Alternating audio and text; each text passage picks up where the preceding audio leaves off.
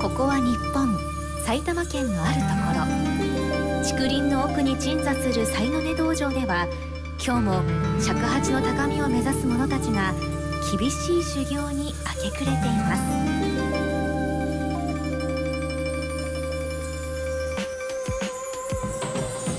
帯渚網永大輔登山流尺八師範への道。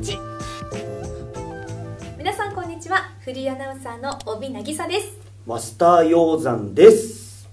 はい、今日の心得ちゃんというの久しぶりですけれどこちらで行こうと思います。どうぞ。はい、いろんな音階を出せるようになるべしということで、これまで書伝のお免状を取るために勉強してきた三段の調べとか千鳥の曲とかっていうのは日本の音階っ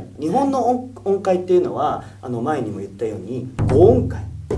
ロツレチハでできています。で特に江戸時代の曲だと千鳥の曲とかはツとかハが半音っていう出しにくい出し方で、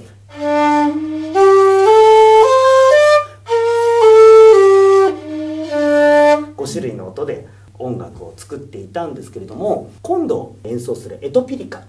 これはもう完全に西洋の音階でできています。で西洋の音楽っていうのは5個じゃなくて7個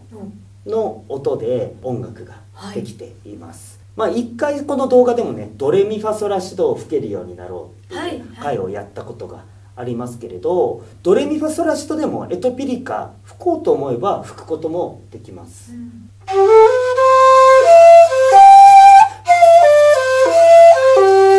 なんですけれど、今回ピアノと一緒に合わせるので、これよりももうちょっと高い音の7つの音の並びでエトピリカ演奏します。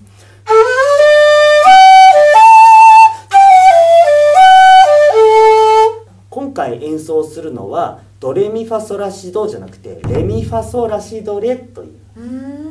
ドから始まるじゃなくてレから始まる7つの音の並びになっているんですけれども、レから始まる時にはファとドがシャープ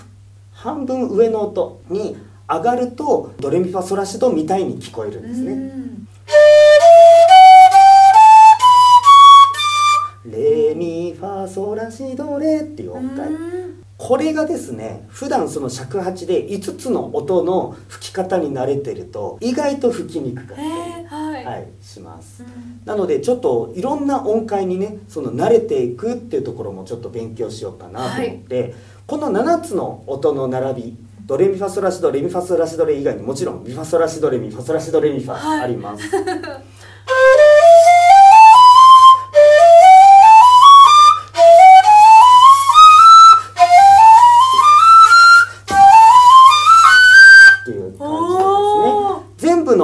この1尺8寸で出そうと思えば出すことが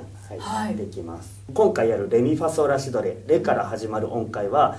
僕は尺八で吹くの好きな音階なので、おびちゃんにも慣れてもらいたいと思うんですけれども、まずはですね指の動きからちょっと確認していきたいと思います。そのいろいろなその音を出すためにはまず滑らかな指の動き、手に力が入らない指の動かし方がとても大事になってきます。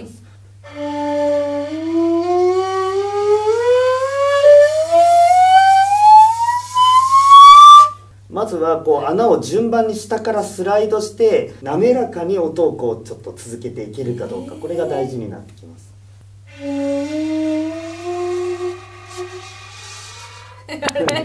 はい、今みたいに指の方に気を取られてしまうと息が浅くなっちゃいます。息は深く響かせたまま指を動かしてみましょう。いい感じですね。そんな感じでこう指が滑らかに動かせると手首が動かない、押さえてる中指や親指が動かずに指先だけでこう滑らかにこう動かしていける、これがまず基本なんですね。その上でここをさらにピタッピタッと細かく区切ってレミファソラシドレを作っていきます。ロツレチで言うと、登山譜で言うとロ、ツのメリ、レの半音、レ、チ、ハのメリ、ヒの半音、ロっていう、はいなんかちょっと半音ばっかりに、いやなんか難しそうですよね、メリとか半音ばっかりに、うん見えてくると思うんですけれども、はい実はですね江戸時代の音階みたいにその大メリというか「つ」の半音と「は」の半音が出てこないので、意外とそんなに頑張ってメラなくても指だけでも結構出しやすい音程だったりします。ちょっと順番に一緒に、はい吹いていってみましょう、はいじゃあおつからいってみましょう、はいせーの。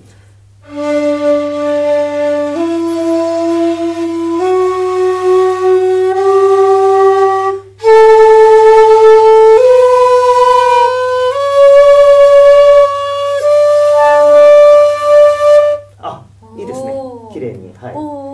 ます出てます。はい。この7つの音が演奏できるようになると、この7つの音でエトピリカ全部メロディーができています。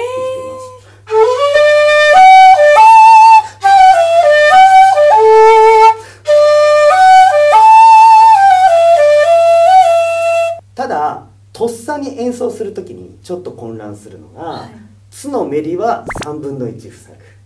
ぐ、レの半音は2分の1、ハのメリは3分の1、ヒの半音は2分の1みたいな、あれあれあれってなっちゃうんで、まずはこの7つの音の出し方に慣れることが大事で、特に気をつけてほしいのは穴を3分の1、2分の1と開けるこの2つの関係性ですね。はい。どっちかが正しい音程になるとどっちかが高くなって、はい。片方が正しくなると片方が低くなっちゃったりとかあ、ーそういうアンバランスさが音痴になっちゃいます。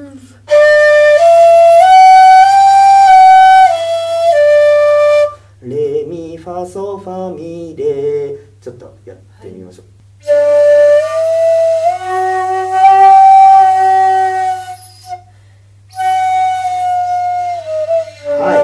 そうですね。はい、すごく今いい例だと、思うんですけれど、結構登っていく時はいい感じに弾けたんですけれど、下がっていく時、開けたものを塞ぐのって難しいですよね。難しいです。しかも2分の1、3分の1って考えて塞ぐの難しいと思うんですけど、まず気をつけてほしいのは一つは指を上げすぎない。で、特に力が入っちゃう人は穴の真上じゃなくてなんか横にスライドしてこうやって開けちゃいます。こう開けちゃうんで、そうするとまたよいしょって元の位置にこう戻して探すことになっちゃうんですね。そうするとなかなかパッて上手に2分の1とか3分の1とかコントロールして塞ぐことができません。あともう一つ今おびちゃんがなってたのはレミファソファミって戻ってきた時に指をこう穴の真上に置いてミを吹いちゃってました。そうすると次レで全部塞ぎたい時に塞げないですね。もうそこでこう手首を動かしたり中指を動かしたりして無理やりこう指を動かさないと全部塞げないってことに、なっちゃうので、あらかじめ全部塞ぐ時のことを見越して穴を全部塞ぐ位置の指をめくり上げてミを最初から塞ぐ。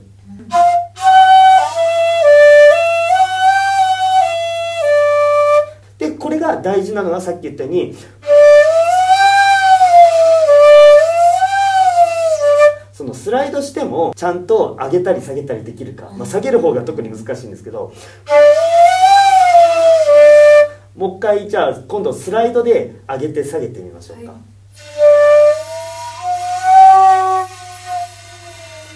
はい、やっぱり最後全部塞げなくなっちゃってますよね。そこが一番指の動きの要注意ポイントです。わかりました。いろんなその音階を、西洋音階を出せるようになる上で、一番その尺八の人たちが難しい部分がこの穴の塞ぎ方、なんですね。なのでここは気をつけてもらって何回もスケール練習するといいと思います。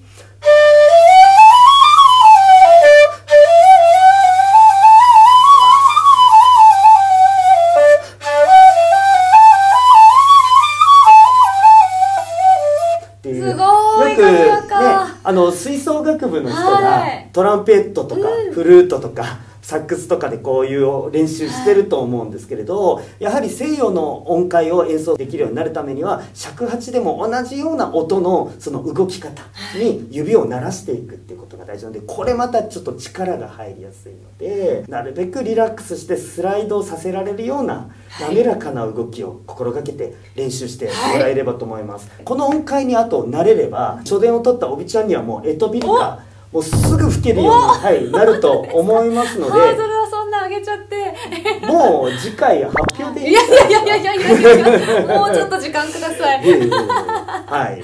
まあちょっと楽しみにしてますんで頑張ります、はい、まずはちょっとこの音階に慣れますね。はい、練習します。はい、ちょっとまた今までとは違う新しい音楽をやりますが、はい、楽しみ、頑張っていきましょう。尺八